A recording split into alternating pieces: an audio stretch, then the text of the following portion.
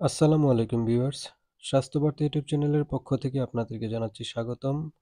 বরাবরের মতো চলে আসলাম নতুন আরেকটি ভিডিও নিয়ে। তবে মূল ভিডিওতে যাওয়ার আগে আমার চ্যানেলটিতে আপনি যদি নতুন হয়ে থাকেন তাহলে সাবস্ক্রাইব করে দিবেন আর ধৈর্য সহকারে আমার ভিডিওটি দেখবেন। আশা করি কিছুটা হলেও উপকৃত হতে পারবেন। আজকে যে ওষুধটি নিয়ে আলোচনা করব ওষুধটির নাম হচ্ছে জিম্যাক্স। জিম্যাক্স একটি অ্যান্টিবায়োটিক ওষুধ।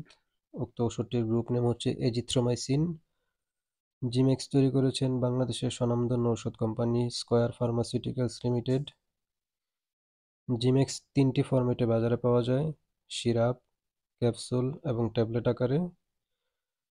সিরাপের ১ চামচ ঔষধে আছে ২০০ মিলিগ্রাম জিমেক্স। ক্যাপসুল পাওয়া যায় ২৫০ মিলিগ্রামের এবং ট্যাবলেট পাওয়া যায় ৫০০ মিলিগ্রাম। জিমেক্সের অল্টারনেট যে ওষুধগুলো বাজারে পাওয়া যায় তার মধ্যে উল্লেখযোগ্য হচ্ছে এজিন, তৈরি করেছেন একমি; জিথ্রক্স, তৈরি করেছেন এসকেএফ; রোজিত, তৈরি করেছেন হেলথ কেয়ার; এজেড, তৈরি করেছেন এরিস্টো ফার্মা; ওডাজিত, তৈরি করেছেন এসিআই; এবং জিবেক, তৈরি করেছেন পপুলার ফার্মাসিউটিক্যালস লিমিটেড। আজকে আলোচনা করব ওষুধটির নির্দেশনা, ওষুধটির ডোজ বা মাত্রা, ওষুধটির পার্শ্ব প্রতিক্রিয়া এবং গর্ভাবস্থায় ওষুধটি সেবন করা যাবে কিনা। ধৈর্য সহকারে আমার ভিডিওটি দেখতে থাকুন।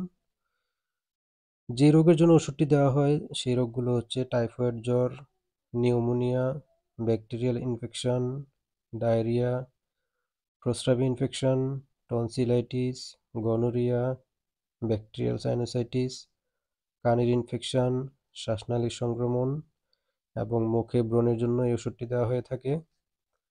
এই ওষুধটির দৈনিক ডোজ বা মাত্রা বাচ্চার বয়স ৬ মাস থেকে প্রতি কেজি ওজনের জন্য ১০ মিলিগ্রাম, দিনে একবার, ৩ থেকে ৭ দিন।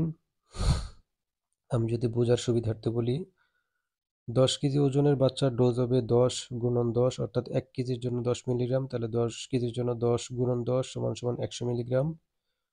১ চামচ বা 5 ml ওষুধে আছে ২০০ মিলিগ্রাম, তাহলে ১০ কেজি ওজনের বাচ্চার ডোজ হবে ১০০ মিলিগ্রাম বা আধা চামচ।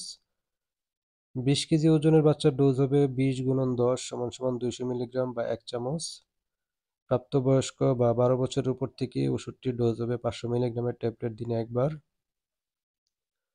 এই ওষুধটি সর্বনিম্ন ৩ দিন থেকে সর্বোচ্চ ৭ দিন থেকে ১০ দিন বা ১৪ দিন পর্যন্ত খেতে পারবেন। তবে অবশ্যই ডাক্তারের পরামর্শ নিয়ে। অ্যান্টিবায়োটিক ওষুধ কখনোই ডাক্তারের পরামর্শ ছাড়া সেবন করা যাবে না। এই ওষুধটির তেমন কোনো পার্শ্ব প্রতিক্রিয়া লক্ষ্য করা যায়নি।